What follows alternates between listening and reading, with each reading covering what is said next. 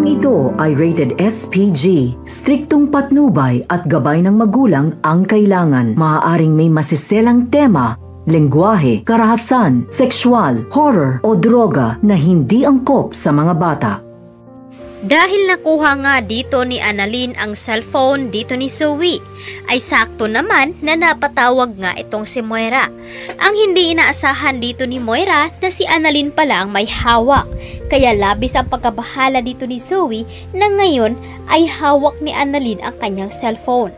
At nakihiram nga siya ng cellphone dito ni Joy upang tawagan itong si Moira. Ngunit habang sa pagtatawag dito ni Zoe ay sakto naman na nakatawag na itong si Moira sa cellphone dito ni Zoe. At agad naman na sinagot ito ni Annalyn. At nalaman na rin dito ni Annalyn na si Moira ang may hawak dito kay Lolo Pepe. At nagulat pa itong si Moira nang si Annalyn nga ang sumagot ng kanyang cellphone ni Zoe. Samantalang dahil nais nga ni Annalyn na makakuha ng ebidensya ay agad naman itong pumunta ng Apex at magpatulong sa kanyang mga kaibigan. Agad naman siyang tinulungan at nagpapanggap nga siya na isa siyang pasyente doon. Habang kausap nga dito ni Zoe itong matanda at iniisip at naaalala naman dito ni Zoe itong si Lolo Pepe. Tila naapektuhan nito sa mga sinasabi nitong matanda. Agad naman napapaiyak itong si Zoe at hindi niya nga kinaya ang mga sinasabi nito kaya agad itong tumalikod. Agad na sinundan dito ni Annalyn kaya doon niya nakakuha ng pabor upang makuha nito ang kanyang cellphone. At hawak na nga dito ni Annalyn ay sakto naman na tumatawag itong si Carlos. At dito na nga magtataka itong si Annalyn kung bakit tumatawag si Carlos dito kay Zoe.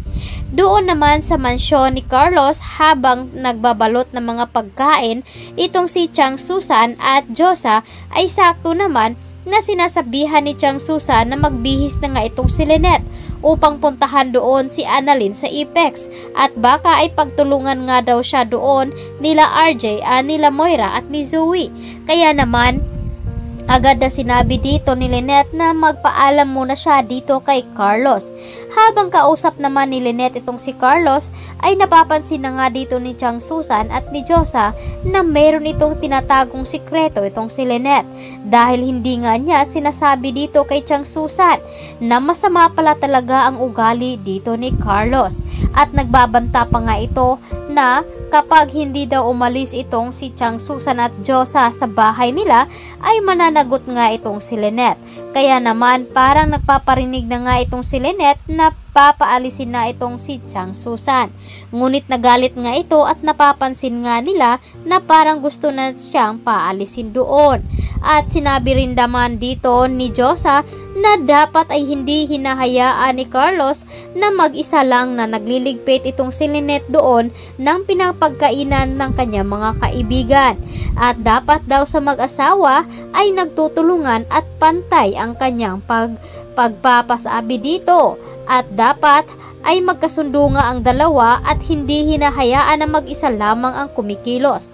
Kaya sinabi dito ni Josa na dapat wala yan sa estado ng kanilang pagsasama or mag-asawa dahil nga ngayon ay iisa na nga silang dalawa. Ngunit hindi maintindihan nga dito ni Chang Susan dahil hindi naman nagsasalita itong si Lynette sa tunay na pinapakitang ugali dito ni Carlos.